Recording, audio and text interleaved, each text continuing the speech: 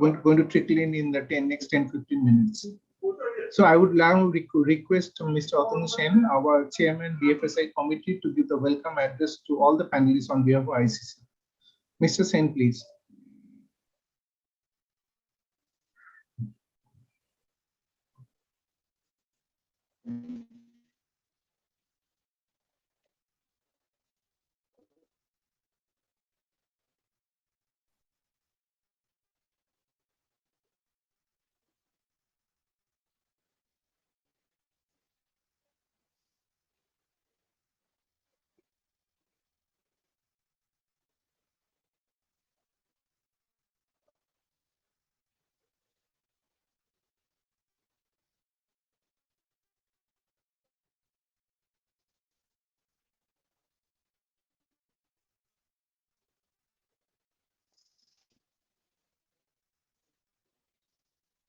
Thank you, Rajesh.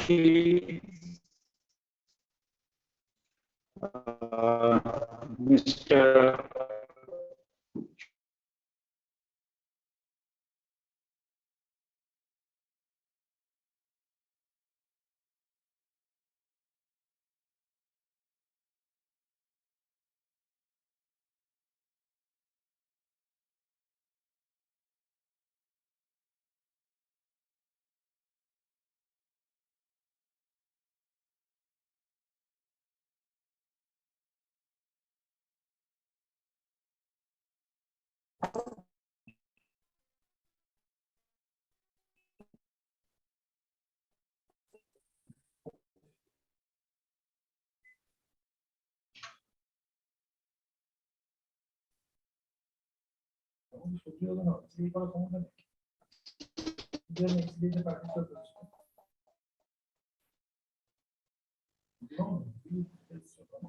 So we cannot hear you clearly, sir.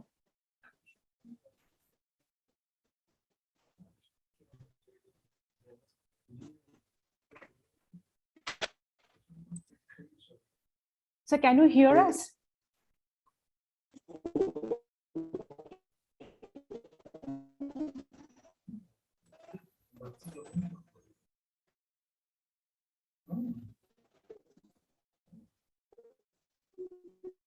So we are not able to hear you, sir, clearly. I guess Mr. Sen is on low bandwidth. Mr. Sen, if you can just speak without the video also, it will be good. We all of us know you, sir.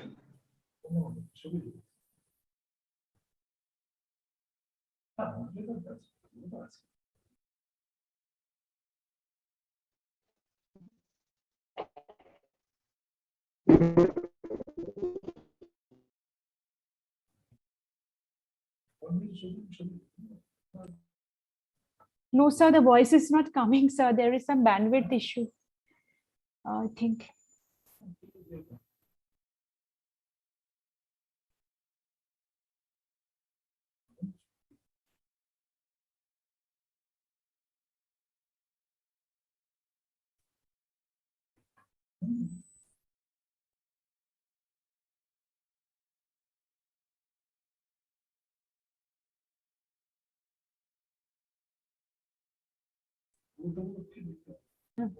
Sir, can you hear us now?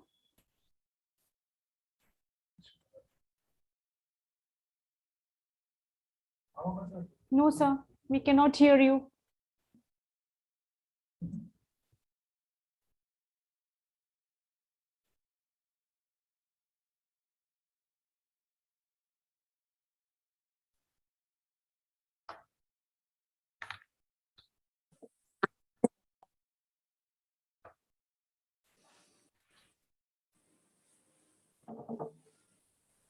Hello. Yes, sir. It's clear. Is it better? Clear, sir. Yes, sir. Better, sir. Sorry for the the technical issue that I was facing. In fact, I welcome Mr. Saurav Gupta, Fund Manager, Equity Quantum Mutual Fund. Mr. Manesh Shukla, Segment Head, Digital Business, Nippon Life India Asset Management, as well as Mr. Pankaj Pathak, Fund Manager, Fixed Income Quantum Mutual Fund, for joining today's session as our guest speaker. It is really a privilege and honor to have all of you with us as speakers of today's program. To set the tone of today's discussion, I want to make a few brief points about mutual funds in general and its corporate investments in particular. Mutual fund investments in the past decade have gained as the most widespread use as a collective investment institution for private investors. Rising awareness about the benefits of investing in equity markets, growing popularity of ways of investing, for example, through SIP, are some of the factors contributing to the increased participation of domestic investors in the Indian mutual fund industry. The industry finds itself in an economic landscape which has undergone rapid changes over the past decade.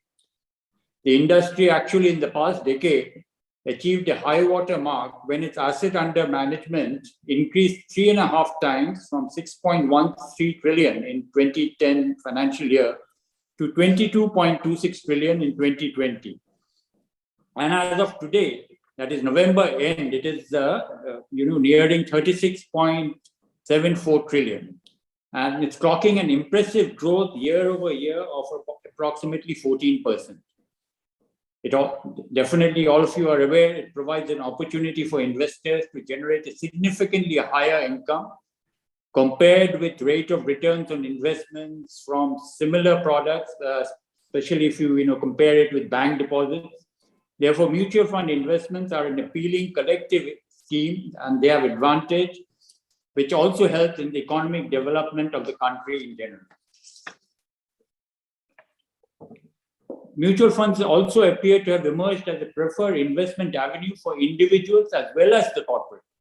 The corporate generally invested in mutual funds to manage their cash flows and liquidity, requirements, asset liability mismatches.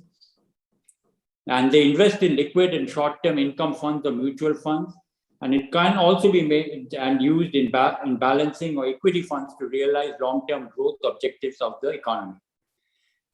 According to AMC data, it is observed that corporate channelize a significant portion of their investments into the categories of funds such as liquid fund or money market fund or gift fund or debt-oriented schemes or ETFs. Now, so the last few years, or last couple of years, we have seen that there has been a bull run in the stock market. And currently, there is some kind of a consolidation or correction that is taking place. So two things we need to take a look. One is basically the correction that is happening. And the other one is the inflation is also hardening. And with that, I think the corporates will also, who can pass on, will be pricing their products a little higher. In the market, if you look at during the pandemic and even today, there is a consumption stress in the rural space, and companies which are targeting the rural customers, they may be facing certain problems as far as the demand is concerned. And on the sidelines, we will also be looking at, I'm sure this eminent speakers today will be, telling us about the valuation of new age business, upfront valuation on private markets, where we are finding the valuations are going haywire. The profitability may not be there, but the market cap is humongous. We also other than the rural income, as I was mentioning, the savings or the capital formation or the consumption there is also not taking place, or as we were expecting that it should happen. And what should be the way forward, and what would be the corrective phase? Are we also would be looking at industries to invest where there is for clean energy or for infra or for trade or for certain, companies which are also today mainly people are speaking about logistics. Logistics is one area where, a lot of, focus is there, as well as on insurance, as well as on internet. And these are the, the industries that maybe in the near future would actually attract investments from the mutual fund industry. So high growth and valuation, short term and medium term, what are the issues that we would like to hear from the eminent speakers that we have today? In fact, let me introduce the speakers who are there today. We have with us, as I was mentioning, Mr. Saurav Gupta, who is fund manager of Equity Quantum Mutual Fund. He is a qualified chartered accountant and a CFA level 3. He is the fund manager for Quantum Tax Saving Fund and company fund manager of Quantum Long-Term Equity Value Fund, having more than 15 years of experience in equity research as well as managing fund. He brings with him a wealth of experience of having tracked various sectors in his previous work assignments, which includes Shidhesh Capital Private Limited. Mr. Pankaj Pathak is the fund manager, fixed income, Quantum Mutual Fund, and he would be a guest speaker. He has over 11 years of experience in fixed income, and today with lower interest rates, fixed income is also an area where returns have been good. But having said that, with inflation perking up and when interest rates also on the way up, we would like to hear what is the future and what holds for us in the future.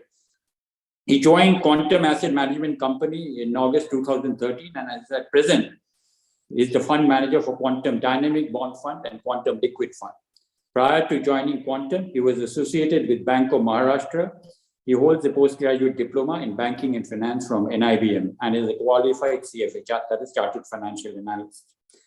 Manas Shukla is the segment head digital business of Nippon Life India Asset Management Limited. He is he's segment head with a total work experience of more than 20 years across the financial services industry. Manas has held various key positions across digital business, ETS, strategy and innovation and business development, handling various leadership positions across Nippon India Mutual Fund, Edelweiss Mutual Fund, and ICICI Bank. His current profile primarily involves deepening the mutual fund reach through strategic alliances and developing products and platforms for intermediaries, and to promote and make mutual fund products reach across hinterlands of what he calls real Bharat. So that is where the three eminent speakers we have with us. The Indian Chamber of Commerce, through today's Corporate Investor Solutions. Also, the meet aims to connect corporate and individual direct investors who could be a simple SIP investor or a ultra high net worth individual investor, or the leading, companies and they will be interacting with the leading fund houses of the country and encourage investments. With these few words, I once again welcome all our eminent guests and speakers and look forward to a fruitful deliberation and interaction. Thank you. Now I would request Mr. Saurav Gupta to, make your presentation. Thank you, Mr. Sen. Thank you for the opening remarks. I'll just I and Pankaj have created a few slides to start off the discussion. We should take not more than 20-25 minutes, and then maybe we can have a detailed question and answer session. Just give me a moment. I'll start the presentation.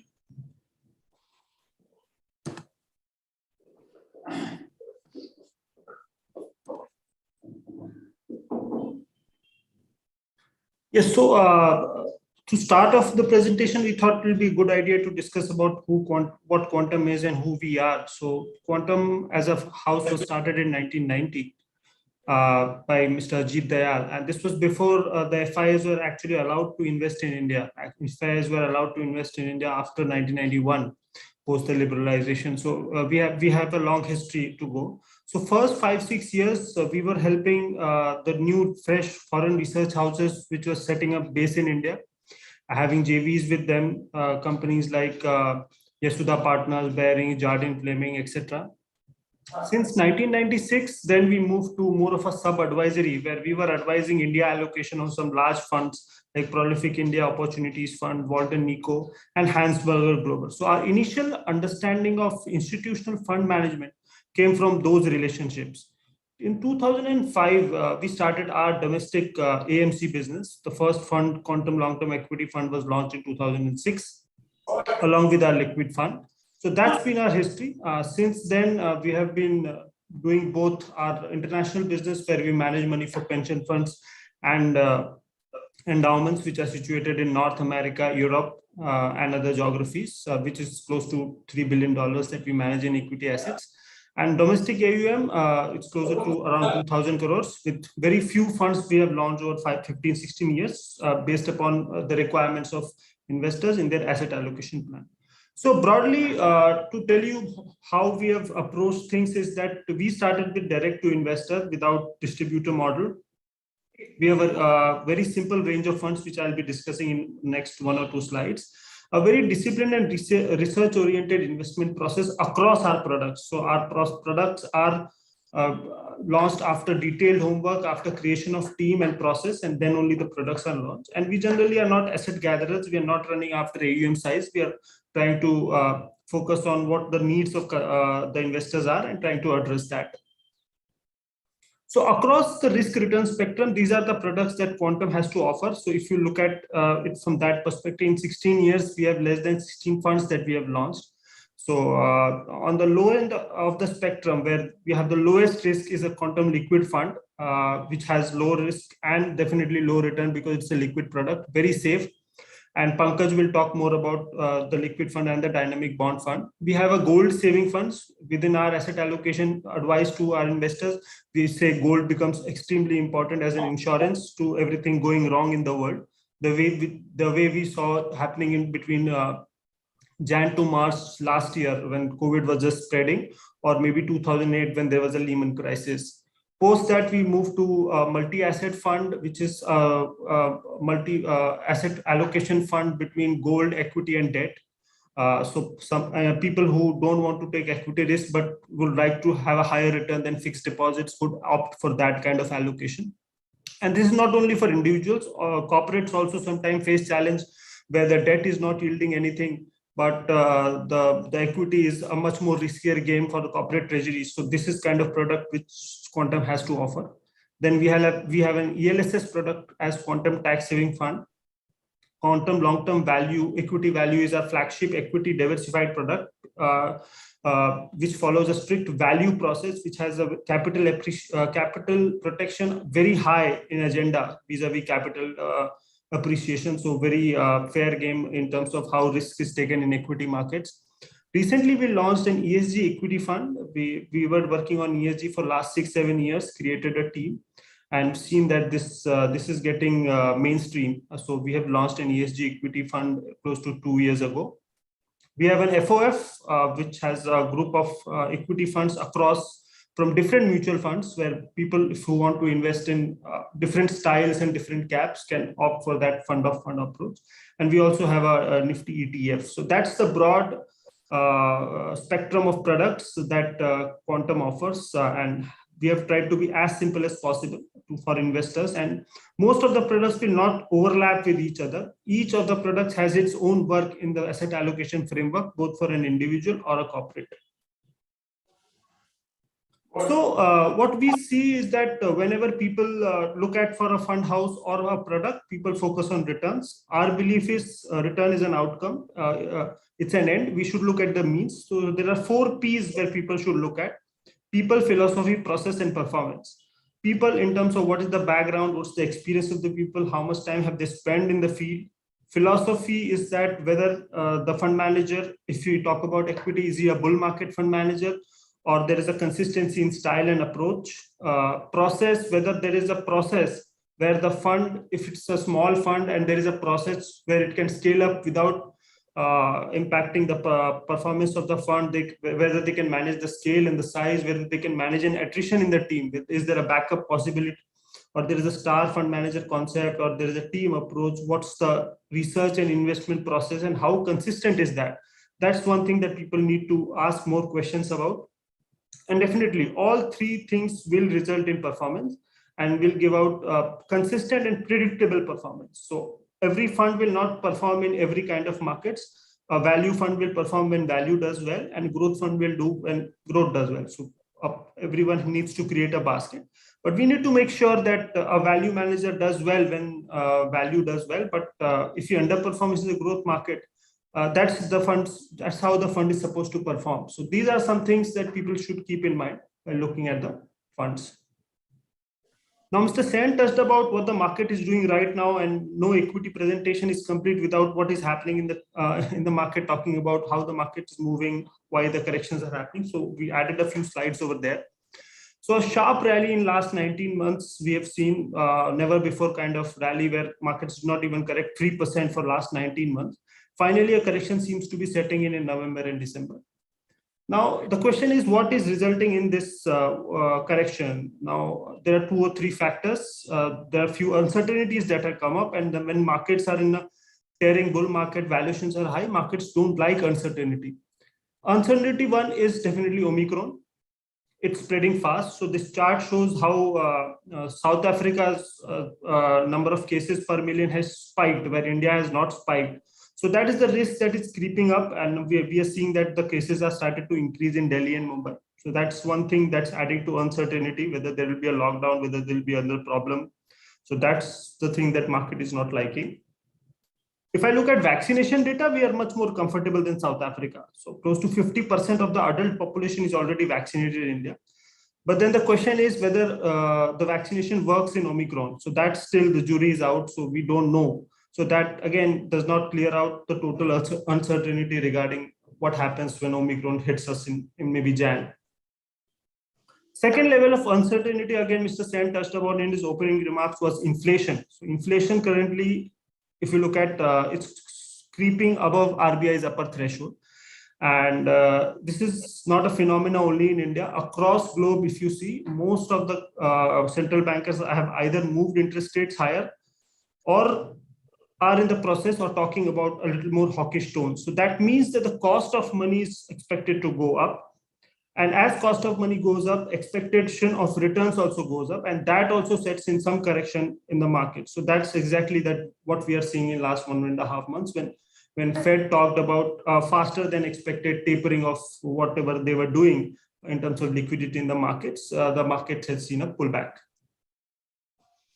The third reason why we are seeing a sharp corrections of 1,000 points is clearly elevated valuations. Whenever valuations are elevated, market is not prepared for any kind of bad news.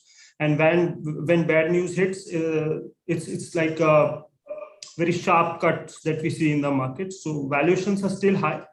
But looking at market valuations, what we believe is any active fund manager, because markets are heterogeneous, there can be a portfolio which can be created with lower valuations, because there are pockets of stocks and sectors where we see valuations below fair value, and the active portfolio can be created without taking too much risk on the valuation side.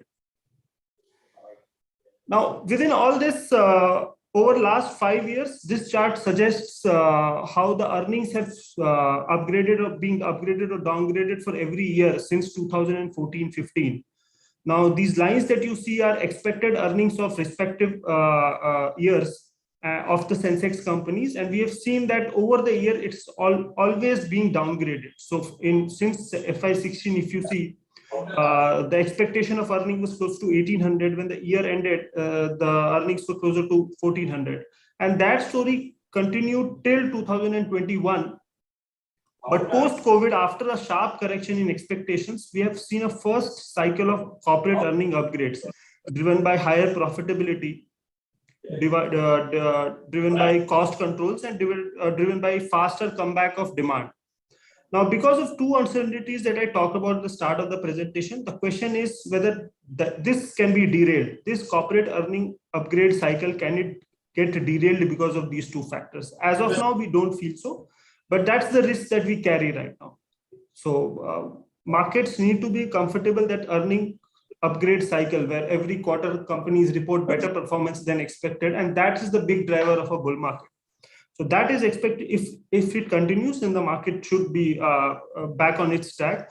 And we have to see that after January quarter results and March quarter results, whether that things are holding up and companies are doing better despite having input cost pressures and other pressures in the marketplace. Flows has been negative last 2 months. 3 months have seen close to 85,000 crores going out of the markets. But our view here is a bit different, that globally, not many large economies are growing at 14% or 13% nominal growth rates, right? So India grows at, even if you assume that 6-7% and there is a 4-5% inflation, you have a nominal GDP growth rate of 11 to 12%, a base case number. Ideally, it is 13-14%. And not many economies are growing at that rate or expected to grow at that rate. So we will continue to have our fair share of FPI flows in India. There could be pause because of tapering the way it happened in 2013, August, September, the way it is happening right now, or in March 2020. But overall, we'll continue to get our fair share of flows. We are still just hardly 1.5 or 2% of global FPI flows. And as the economy gets larger, we'll get our fair share of FPI flows. So long term, we continue to be quite constructive of getting the fair share of flows. Now, when I was talking about GDP growth rate numbers, there would be enough people who talk about India could grow at 8 to 9%. Our assumption goes back in history. If you look back in history, last 40 years, India has seen a lot of uncertainties. We have seen prime ministers getting assassinated. We've seen governments toppling off. We have got single party government, multiple party governments. Across last 40 years, India has managed a growth of close to 6.5%, despite all the nuances. Now, if that is our base case, we assume that India can grow at that rate despite all the dysfunctionalities that it has. And we assume that there is a 4 to 5% inflation. Again, going back to the point that I made in last slide, India's GDP in nominal terms could grow at 12-13%. At that rate of growth, companies' earnings could grow at very similar rates. Now, if some companies can gain market share, their earnings could grow a percentage or two higher on a steady state. And if an active fund manager creates a portfolio with those companies which can gain market share and at good valuations, there's no reason that your portfolio cannot mimic a close to 14-15% return on equity, on your equity portfolio over long periods of time. So that's the base case of equity investment that we offer to people, that this is the mind frame that you get into when you're looking at equity markets. Be long term, have an expectation of nominal GDP plus 2 or 3%. And that is a base expectation that you should create while investing into equities, either as a corporate treasury treasurer or as an individual investor. People who run private provident funds have to generate reasonably good returns to take care of future liabilities. So this is how you should approach equity markets with a longer term view. And this is the return expectation that you should build in your model while you are allocating to equities. Again, this is an example of wherever the market is going. We believe earnings is the biggest driver of returns in equity markets. So 10x growth in earnings over last 10, 15, 20 years will give you 10x Sensex. So Sensex from 6,000 moves to 60,000, just driven by earnings. The way earnings will move over the period, Sensex return will catch up to that. And this is what the chart shows right here. Coming to our flagship product, Quantum Long-Term Equity Value Fund, there is a very detailed process-oriented approach that we have. When we calculate fair value of companies, we have a team of close to 14 people. And we look at different sectors. Based upon that, we arrive at intrinsic values of companies, and we try to build in a margin of safety when we are investing in companies. So as of now, if you look at the snapshot of how the fund is looking, the fund currently trades at 22.2 times trailing P multiple, which is close to 40% less expensive compared to the benchmark 30 index. And when I was talking about BSE Sensex P multiples, this is the exactly point that I was making. When you look at the broader market, you could create a portfolio which is fair, attractively valued, because markets are heterogeneous. So that's exactly what we have done. If you look at on an FY23 earnings, we traded 13.5 times Quantum Long-Term Equity Value portfolio. And in 2024 earnings, it trades at 12 times FY24 earnings. So it's fairly attractive, close to 35% less expensive on FY23 earnings. In terms of current portfolio positioning, we are focusing towards cyclicals. We still believe that this economic turnaround or uptick has legs, because we've seen IT companies hiring a lot more. That is creating job creation. Real estate starts to improve.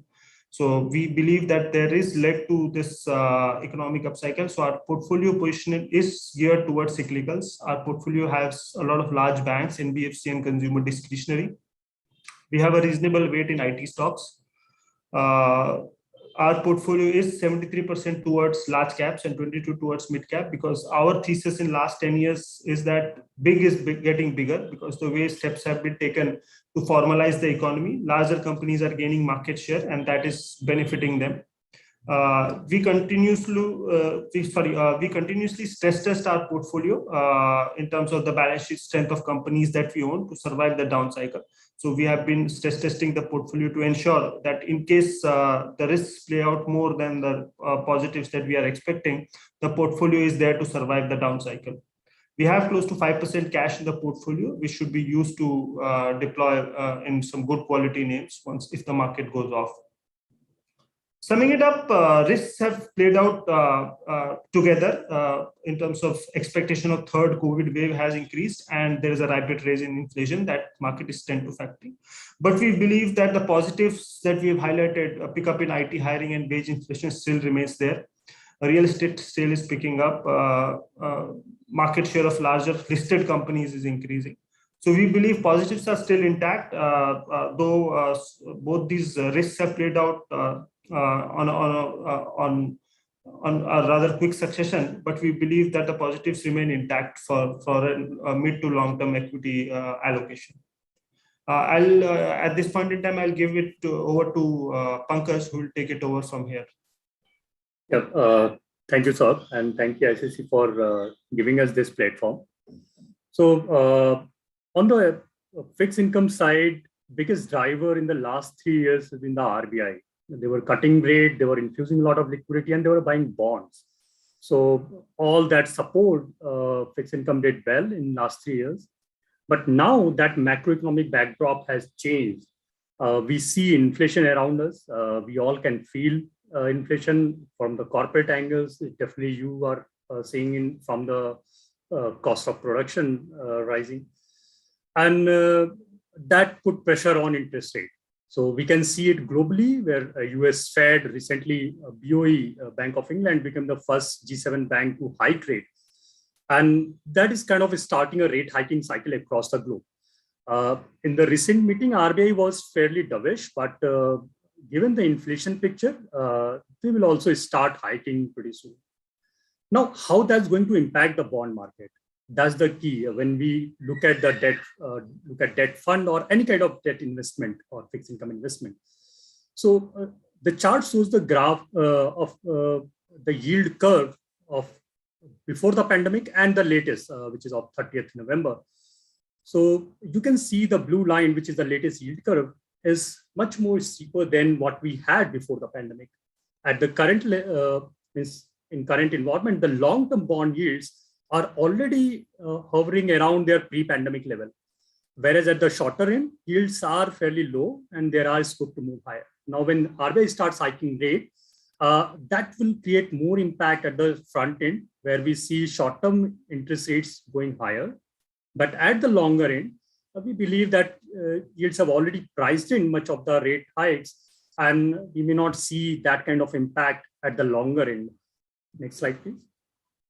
So with that in mind, when corporates, as they invest their surplus money in liquid fund, they can expect their returns to improve as liquid fund invest in very short maturity papers, and RBI, when it start hiking rate and sucking out liquidity, that should push short-term rates higher, and ultimately that will reflect on the returns of liquid fund.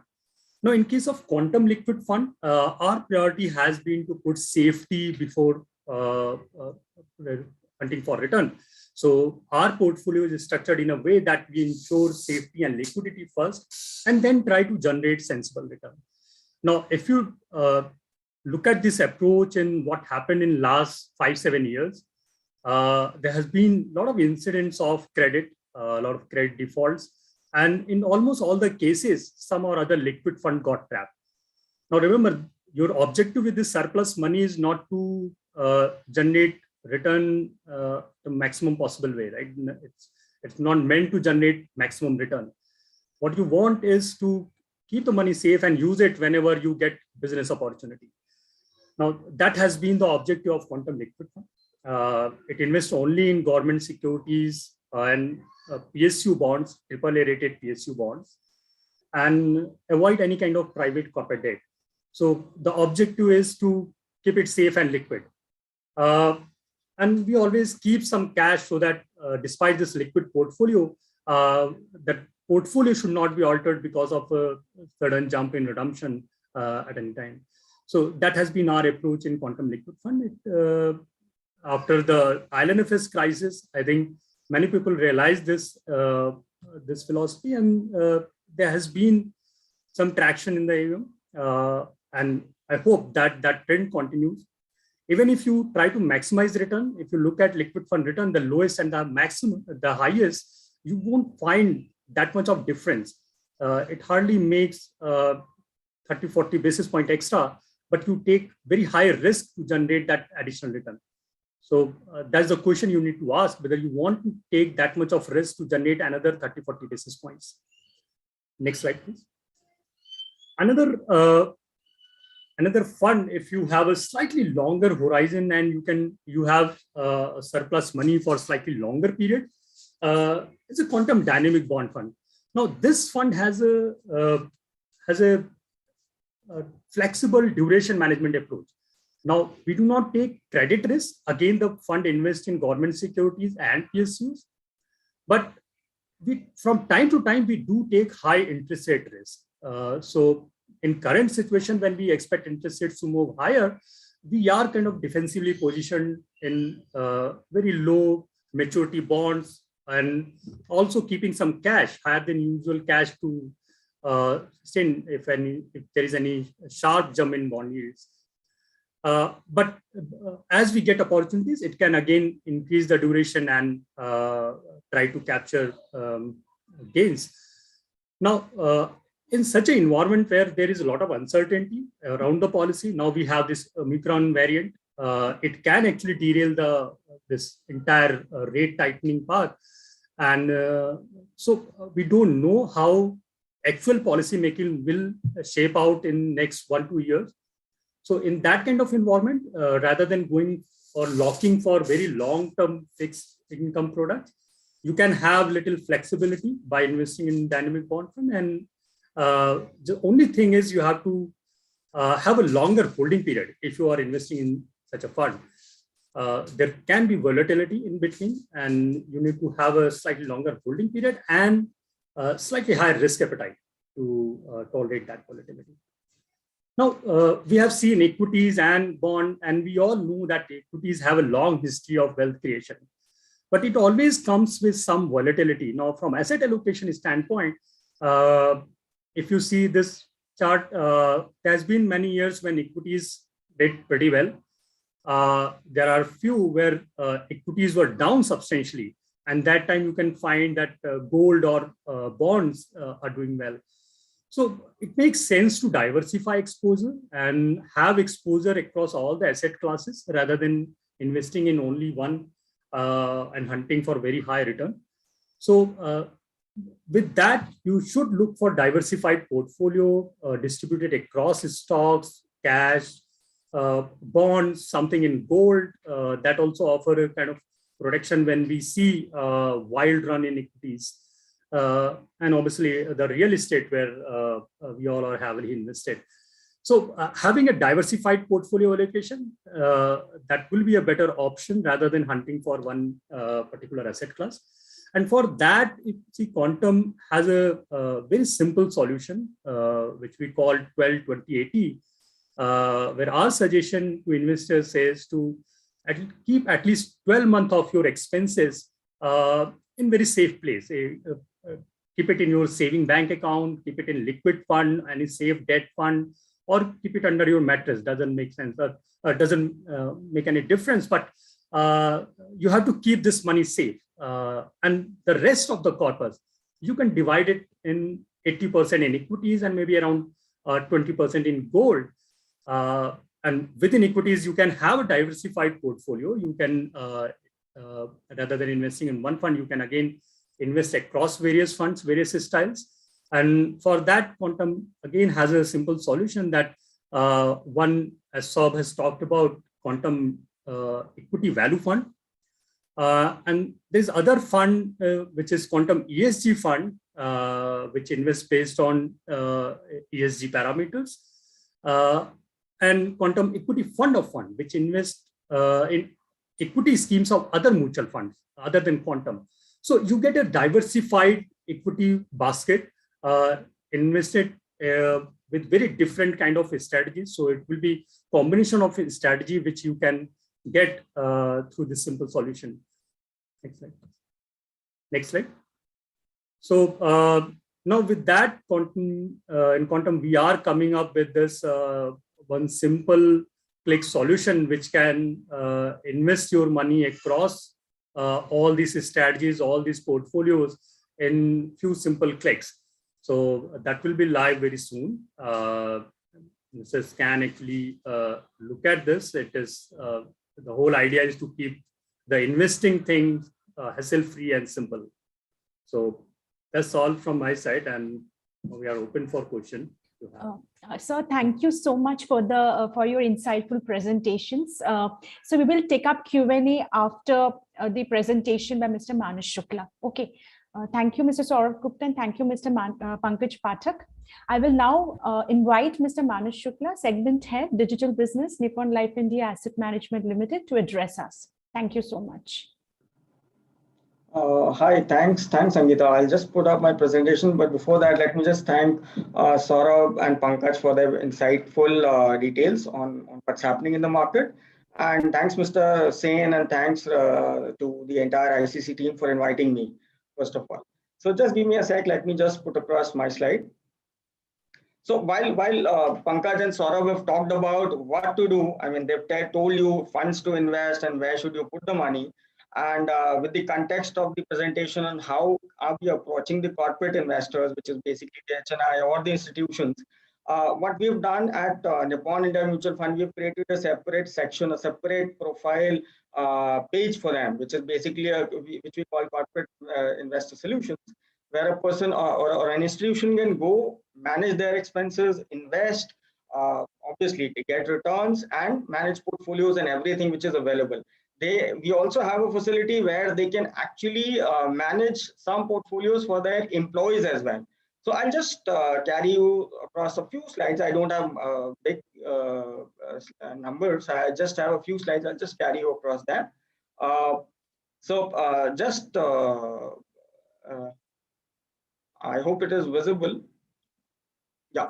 Yes. So yeah. So about Nippon India, most of you would know Nippon India. It's one of the pretty known mutual funds. In erstwhile, it was known as Reliance Mutual Fund, which is now bought over by Nippon Life Insurance Company Japan, which is the biggest life insurance company, one of Fortune 500 companies.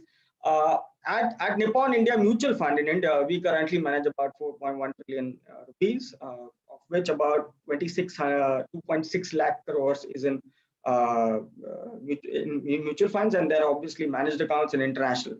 We are present across 270 plus locations in India with about 1,000 odd employee strength. We have the faith of more than 82,000 distributors working for us. And we do, I mean, that's transaction numbers and folios are obviously more than 1.3 crore folios. And we do roughly a quarter wise, we do about 90 lakh transactions a quarter, 96 lakhs. So I'll just tell you about the corporate solutions which we have. So what we did was we very consciously last year worked around that, okay, while the world is moving around digital with COVID and everything happening, we said, okay, why only should the investor as in retail have that facility? Why can't we provide the same facility to an institution for themselves as in their treasuries and their employees? So we worked around and we created a complete a suite, which we call corporate solutions, wherein an institution can come and start investing. I mean, obviously there is certain KYC and other requirements which are required, but then again, anybody can, who has a KYC can come and initiate a transaction and complete their entire, and we can complete their entire portfolio across the system itself with all legs of challenges, which are basically in institutions. You have somebody has a processing limit, somebody has an entry limit, somebody has an acceptance limit. All these combinations have already been built up into the system. So why are we saying and why are we addressing? In fact, thanks ICC for this opportunity, is because we have more than 1.2 million registered companies in India. And more than that, what has happened in last 2 years, last 3 years with the Startup India movement and the MSME movement, which is happening, we have more than 63 million, 6.3 crore MSME companies which are there in India. Now, for bigger companies, I can still assume that with the all might and the fund management capabilities or the research teams they have, there is a strong possibility that they have their own treasury books and they can manage it. But with the smaller companies as well as the MSMEs, it becomes a very easy and very quick proposition to just log in, manage your additional money. I mean, in a current account, obviously you don't earn anything, right? Most of the institutions have current accounts. Whereas in a liquid kind of a product, there is some earning. It's an overnight product. You will have some earning. I mean, apart, it will not be zero. I mean, you'll earn something out of it, right? So a lot of institutions have the faith with us. They invest with us, even bigger institutions, and we are very strongly gunning up for the MSMEs to come aboard and invest with Nippon India Mutual Fund through the corporate solutions. So what do we offer in the corporate solutions? It's compatible. You can use it on a mobile, or you can use it on a PC. It's a mobile first approach. You can easily create a transaction account. I mean, if you have a KYC and you've been doing transactions offline, you don't have to do much. You can just create and enroll on the website, and your digital account will be created. Transaction authorization, as I mentioned, it is already there. So there might be some case wherein the same person can enter and authorize. There might be some case where a person entering is different and authorization is sought out, maybe 1 or 2 more people. That is also built up.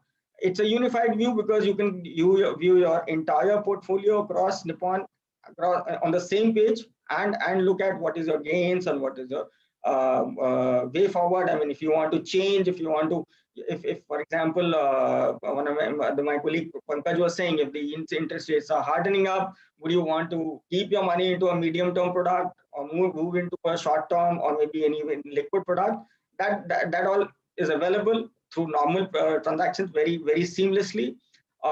We have obviously, as a company, we have credentials, we have leadership which has already been there, and we've created this composition, taking into account that these people who are coming with us will come us with the faith of Nippon India Mutual Fund. Apart from that, we also have a platform wherein you can do a lead generation. I mean, if somebody is interested and wants to start a new investment with us, is not KYC, he can just put in a lead out there and our team would get back to him. With, as I mentioned, over 270 odd location presence, somebody will connect with him and take him on board. So it's again a very seamless design which we've created, and I'll just show you a screen. So this is the entire gist of the page. It tells you about Nippon India, how to sign in, how to enter a lead.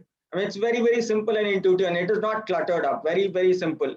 There are board members, there are functional leaders. You can just go click on them and view who are they, who's managing your product, how are they doing. Everything is available. Very simple, right? So what exactly are we doing out there? We are doing two-pronged approach. One is obviously, as I mentioned, the corporates can go and invest on their behalf.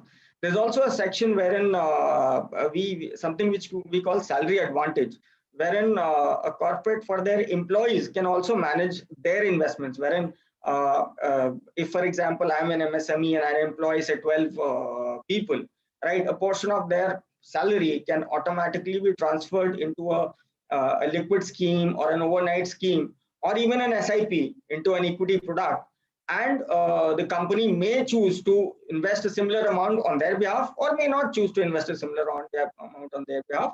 So it basically propels them to create a portfolio of theirs with, as Atanu sir mentioned, that over a period of time, equity is an asset class, or mutual fund is an asset class which has performed better compared to a bank, and is probably the only product which has beaten inflation over a longer period of time.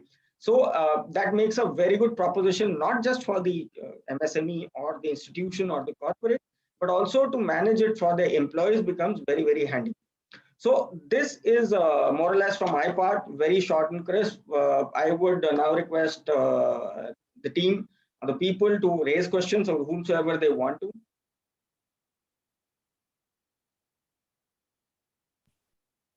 Thank you, sir, for the presentation. I would now request the participants who can type your questions in the chat box. We will take it up one by one so that our esteemed speakers can address them for a fruitful discussion session.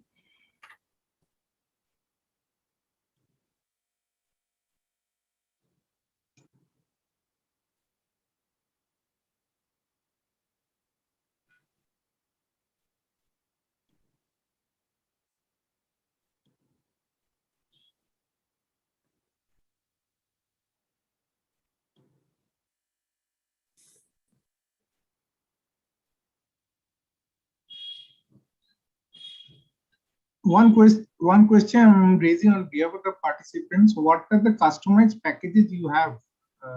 What can you offer? Both are to, this is to Mr. Shukla as well as Mr. Saurabh Gupta separately. Sorry, Rajrishi, what did you ask? Customized package as in the solution? Yeah, do you offer customized solutions looking at individual, or you have standard products to offer to corporates like you offer to retailers? So based on the question, let us answer. So what happens is there are very clear guidelines with respect to SEBI that we cannot discriminate or differentiate between an investor class. So if I have an X product, I cannot have an X product for a person and a Y product for a B person. It is not allowed. Yeah, very similar thoughts as Manas. Right from the inception, Quantum has also believed that the product offering has to be very similar. There was till 2013, I think some of the funds in the industry had different expense ratios for corporates and retail investors, but that was banned by SEBI. So the regulators' push is always to have a very common platform, and we cannot discriminate between the customers, whether they are corporate, mid-corporate, or individuals. Saurabh, there's another question for you in the chat box. How active are the portfolios in comparison to their respective benchmarks?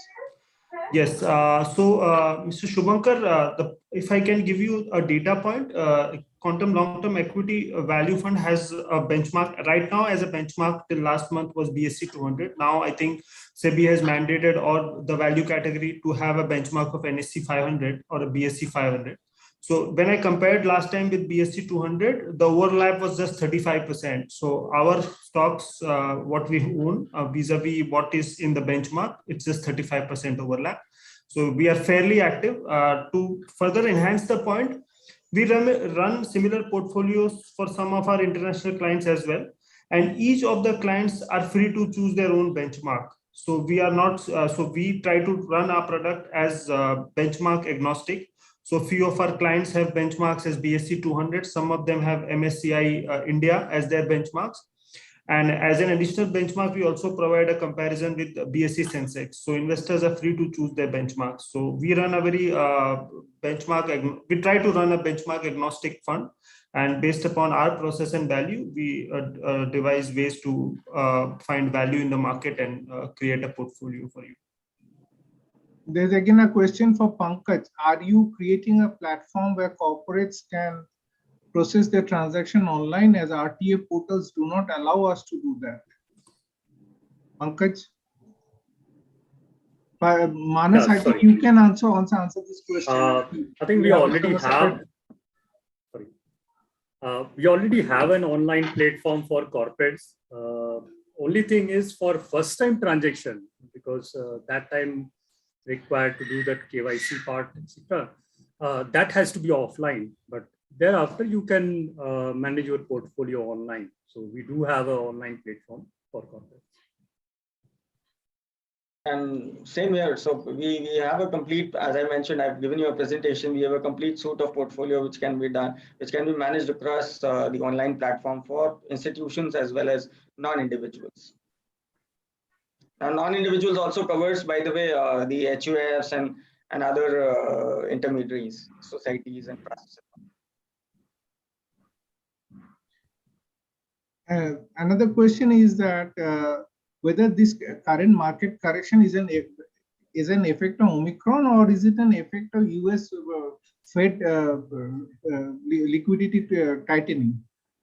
Maybe both one from Quantum and both views, Quantum and Reliance, or rather Nippon. Yeah, so let me take that. In the first few slides of the presentation, I tried to allude to that there are two uncertainties which have come together. One is definitely Omicron, and secondly, the interest rate expectations going up because Fed tapering. So I think both the reasons have come in handy in terms of forcing this market to correct. And because the markets have been elevated and valuations have been high, the fall has been a little more volatile than usual.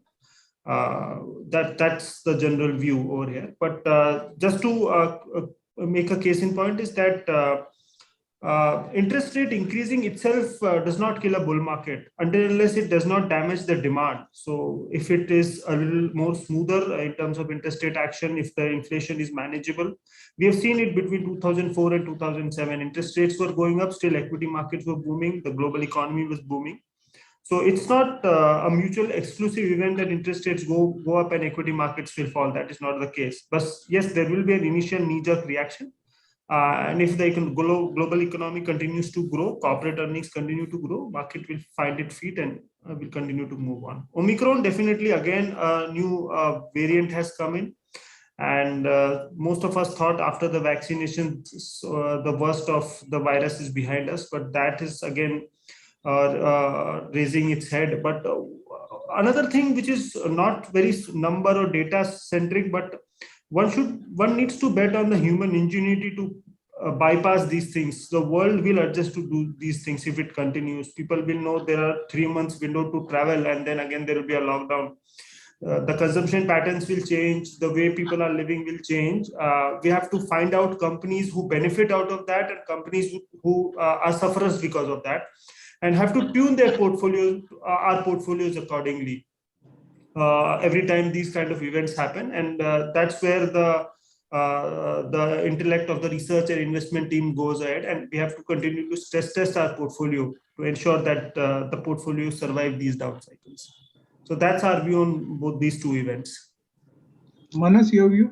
Same, completely aligned with Saurabh. So two important points. Number one, obviously, is the interest rate, which is a challenge. Then obviously the Omicron, which we are still studying what is happening with it.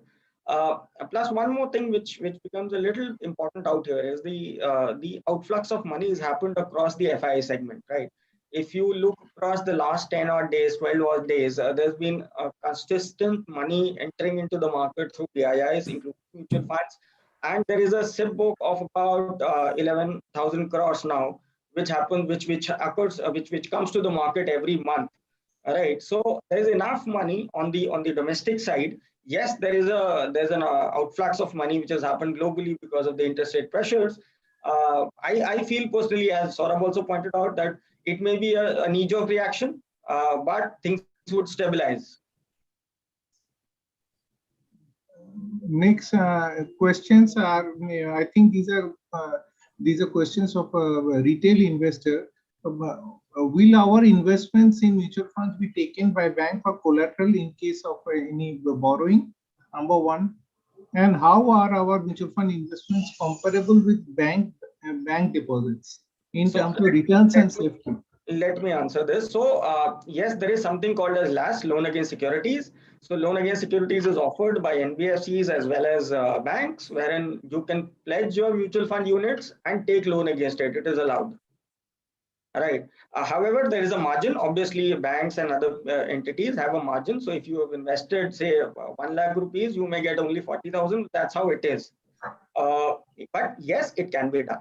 Number two is, what was the second question? How are the investments comparable with banks in terms of the bank deposits in terms of returns and safety?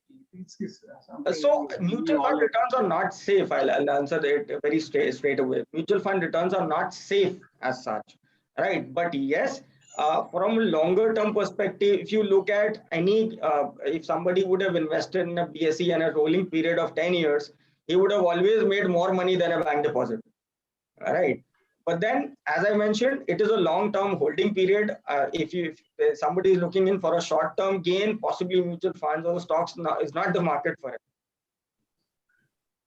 Saurabh, you want to add something to it? Yeah, just one thing, that bank deposits are generally covered by FDIC insurance. I think it was earlier 1 lakh, and post the Yes Bank fiasco, it has been increased to 5 lakhs. So that is the insurance that if the bank goes bust, that is the limit that you have, that your money is safe. On the mutual fund size, whatever happens to a mutual fund, your NAVs are always safe. So a mutual fund cannot dip into your mutual fund units to kind of pull it out itself from the bankruptcy, right? So there is a custodian where all the shares which belong to the unit holders are there. So a mutual fund cannot dip into those AUM, where a bank can dip into a deposit, but that's the very big difference. So, and mutual funds, from a regulatory and risk perspective of fraud and others, it's very, very safe. If there's a custodian way, there is a board of trustees there, and there are regular SEBI audits to take care that there is no mismanagement within mutual funds. But yes, as Manas was alluding, there is a market risk when you're investing in mutual fund. Markets can go up, markets can go down in short term, but over long periods of time, you have made returns, as he was talking about that rolling return. Just to add one more point here, if you're comparing it with say debt funds, and necessarily if you have a say 2-3 year holding period or anything beyond 3 years, you should also consider taxation part when you compare return, because there is a big difference in taxation in fixed deposit and in debt funds, and that makes a lot of difference in debt fund returns. So that is also one thing to consider.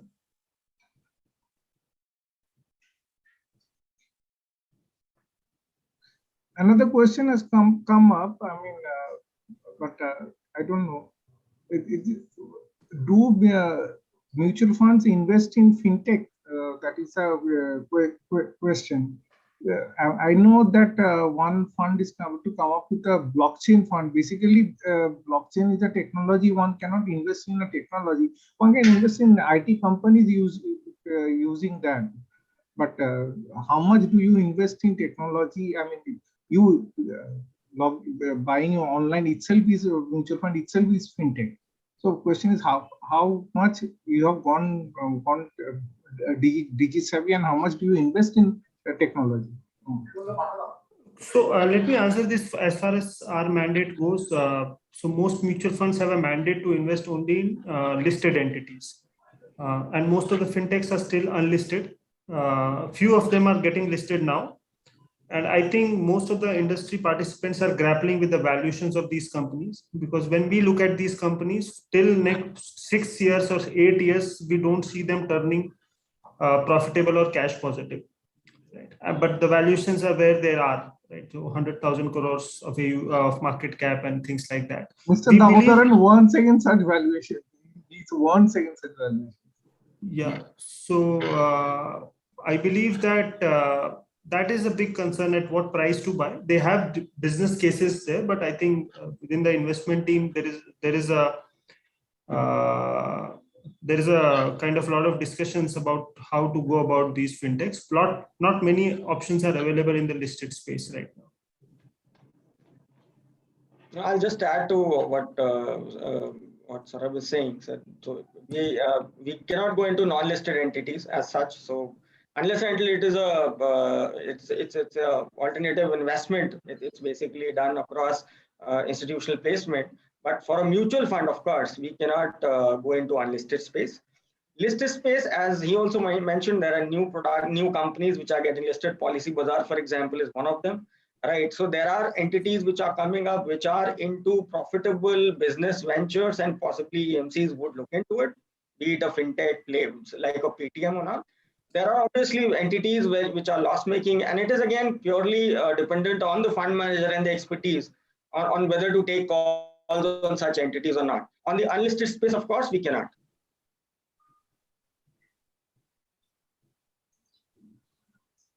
Mr. Ringarajan, you're there in the audience. Mr. Ringarajan?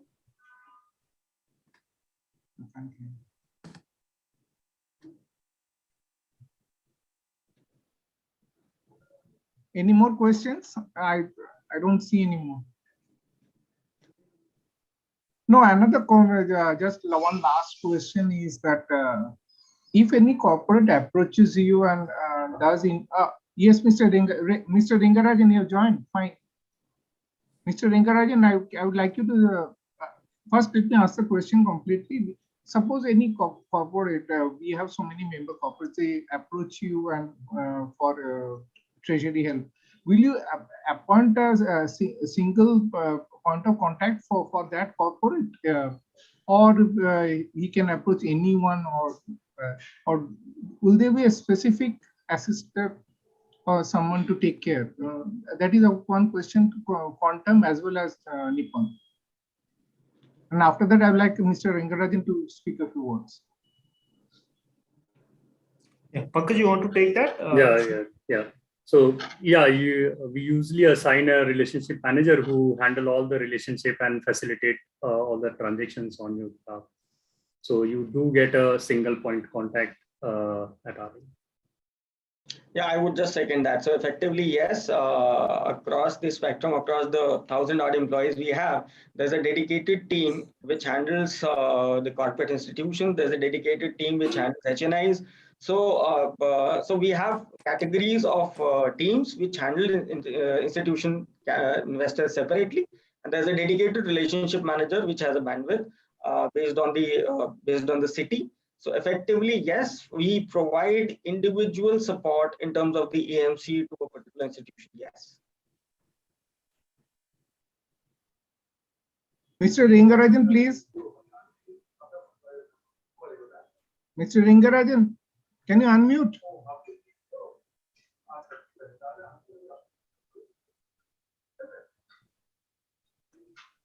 Till he comes online, any other questions from the audience?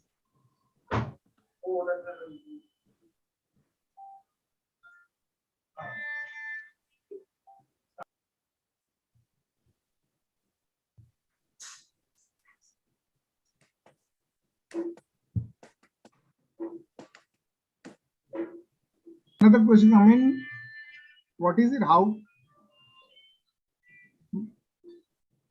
Just a second, what is this question?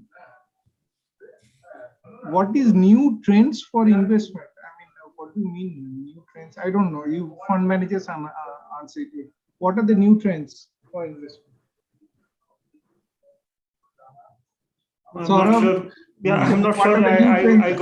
I got the question right, but I think maybe he's referring to cryptocurrencies and other avenues of investment. I think the question is regarding that. So our generally belief is that one should understand their investments, the risk and return attached to that. Most of people do not understand how cryptos work, and there is still no regulation also, and there is a set of regulations that are expected to come. So it might sound exotic to invest in these, but one should have a good understanding of what he or she is getting into, because when the times go bad, that's the time that your conviction will get tested. Right? So I think one has to be very careful of what one is getting into. That would be the only point, that if I have understood the question correctly. Manas or Pankaj, if you have any views on that, please share. No, absolutely, because something which does not have a base, I mean, there's no underlying into a crypto. So, I mean, there's a Squid Game which rose about 2,000% in 7 days, and in half an hour it was zero. So anything can happen. It's like if you want to bet, you better go to Goa and play on a zoo, or go to Macau and bet, and then that makes much more sense possibly. Because it's equivalent. It's equivalent. There are multiple people betting on a particular product. You are also one of them. If you are in the herd, you can make money. If you're not there, I mean, anybody can lose. So that's the kind of thing it is there. Yes, it is backed by a blockchain. So effectively, everybody knows, and the transfer is across an electronic medium. But there are a host of people who are mining and building that up. Tomorrow, if something happens globally, I mean, if there is a calamity or anything, anything could go up.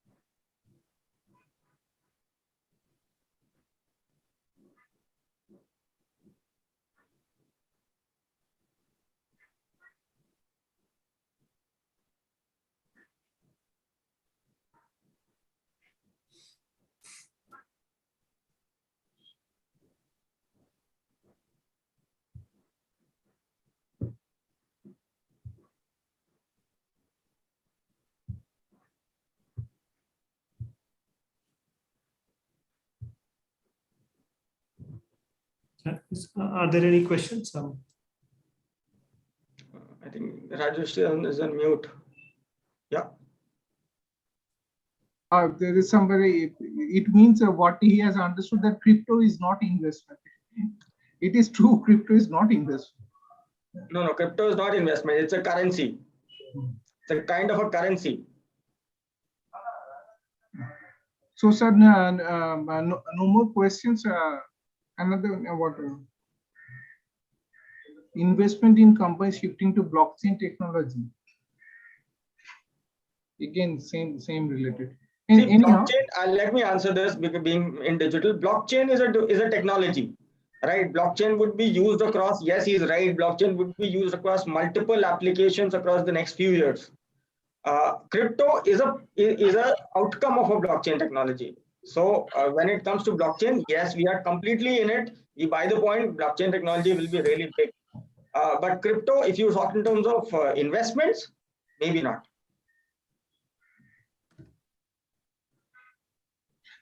Okay, sir, I would like to end this program now with the information that this is being recorded on YouTube, and will circulate it among all our members, as well as send the link to you for circulation at your end. Thank you, Rajesh. Thank you, Sangeeta. Thank you, Atanu sir. I mean, thank you, ICC, the entire team, for holding this. From Nippon India Mutual Fund, let me wish all of you a very happy New Year. Thank you, sir. Same to you. Yeah. Thank you. Thank you. Thank you. Thank you, ICC, for inviting.